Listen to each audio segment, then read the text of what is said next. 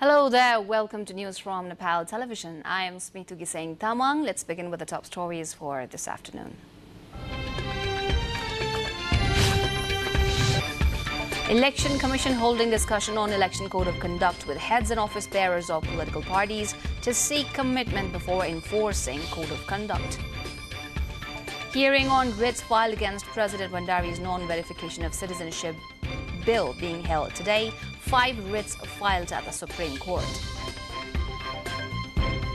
North Korea fires a suspected ballistic missile into sea. Launch comes after U.S. aircraft carrier reaches South Korea to participate in joint drills. And Novak Djokovic gives Team Europe a lead in the Laver Cup, defeats France's TFO of Team World in straight sets.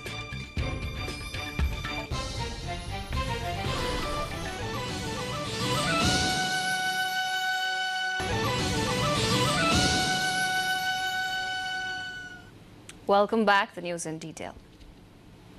The Election Commission has invited the heads and office bearers of the political parties for discussion over the election code of conduct. Heads and office bearers of 12 political parties, including the Prime Minister and Home Minister, have been called in the meeting to be held at the Office of Election Commission at 3:30 this afternoon. Commission spokesperson Shaligram Sharma informed the discussions with the political parties representing in the Federal Parliament and Provincial Assembly will focus on the effective implementation of the Election Code of Conduct and holding elections in a free, fair and credible manner.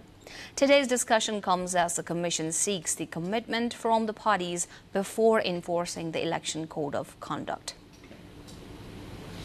The time period given to the political parties to correct the closed list under the proportional election system is ending today.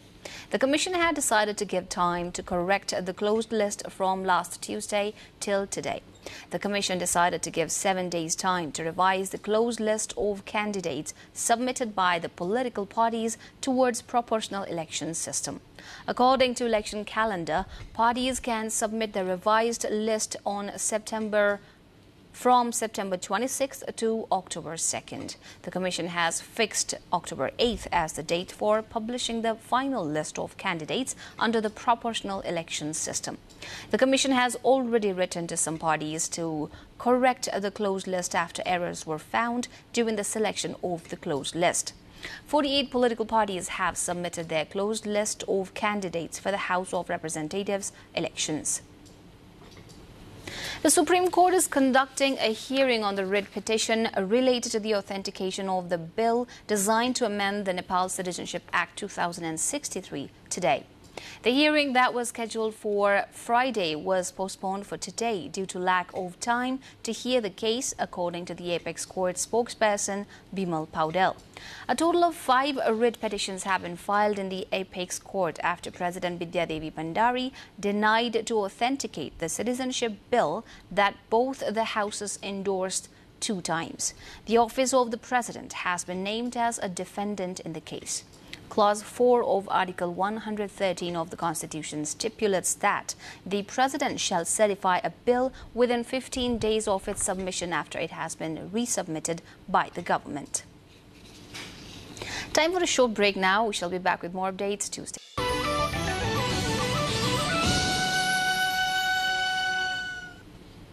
Welcome back. The remaining updates. The government is launching the Visit Nepal Decade to promote and revive tourism activities in the country. Secretary at the Ministry of Culture, Tourism and Civil Aviation, Suresh Adhikari, said the cabinet meeting held on Friday decided to mark 2023 to 2033 as the Visit Nepal Decade. Secretary Adhikari said such decision has been made to revive the domestic tourism industry badly hit by COVID-19 pandemic. The government earlier declared 2020 as Visit Nepal year. However, it was called off owing to the pandemic. Now the international update.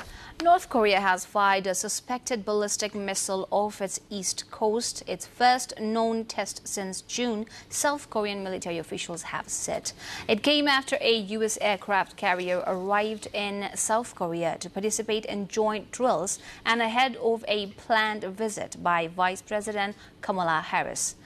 Seoul said the launch was an act of grave provocation. South Korea's military said it flew about 600 kilometers at an altitude of 60 kilometers.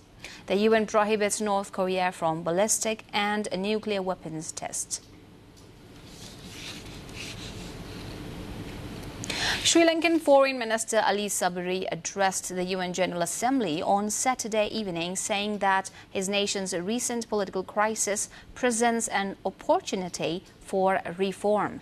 Sabri alluded to the dramatic political upheaval that has roiled the South Asian island country in describing the significant changes Sri Lanka has undergone since the last UN General Assembly high-level meeting.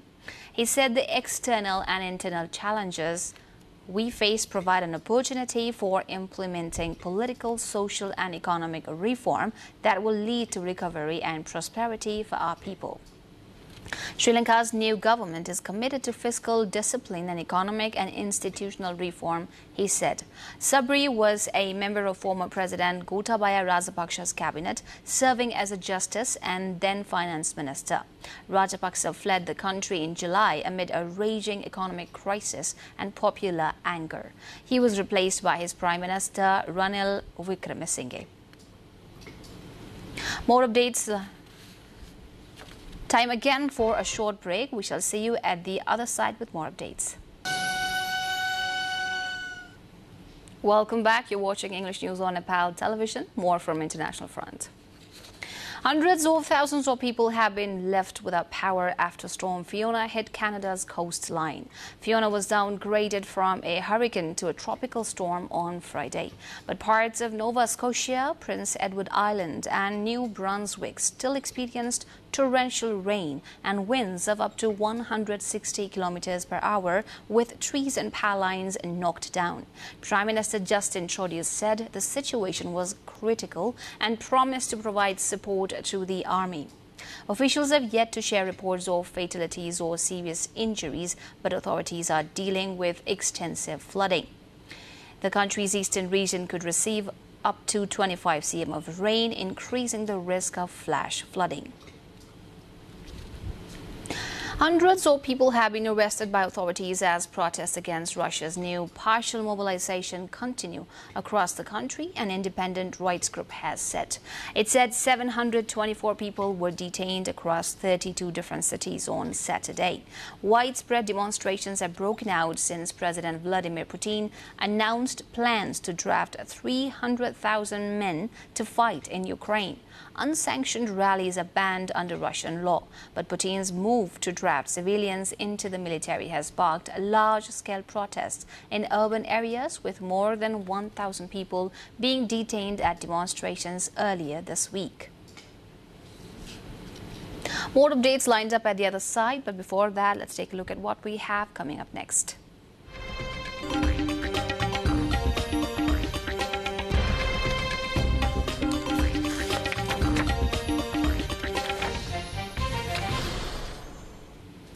China sent 2 new experimental satellites into space from the Taiwan Satellite Launch Center in the northern province of Shanxi on Sunday. The Xi'an 14 and Xi'an 15 satellites were launched by a Kuaizhou-1A carrier rocket at 6:55 a.m. Beijing time, and they have entered panned orbit successfully. The Xi'an 14 will mainly be used to conduct scientific experiments and verify new technologies, while the Xi'an 15 will provide data in the fields of land survey, urban planning, and disaster prevention and mitigation. This was the 18th flight mission of the Kuaizhou-1A rockets. Now the sports.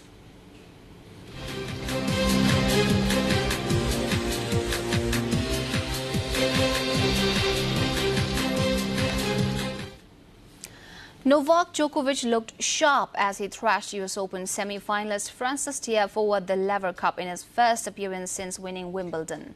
Serbia's Djokovic won the first set in 23 minutes before completing a 6-1, 6-3 victory to put Europe ahead in London. The former world #1 also won in the doubles to put Europe in a 8-4 lead going into Sunday's final day. And before we wrap up the headlines one more time.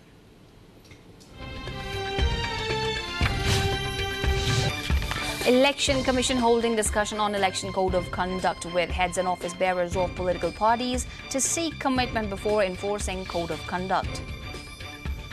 Hearing on writs filed against President Bandari's non-verification of citizenship bill being held today. 5 writs filed at the Supreme Court. North Korea fires a suspected ballistic missile into sea. Launch comes after US aircraft carrier reaches South Korea to participate in joint drills. And Novak Djokovic gives Team Europe a lead in the Laver Cup, defeats France's Tiafoe of Team World in straight sets.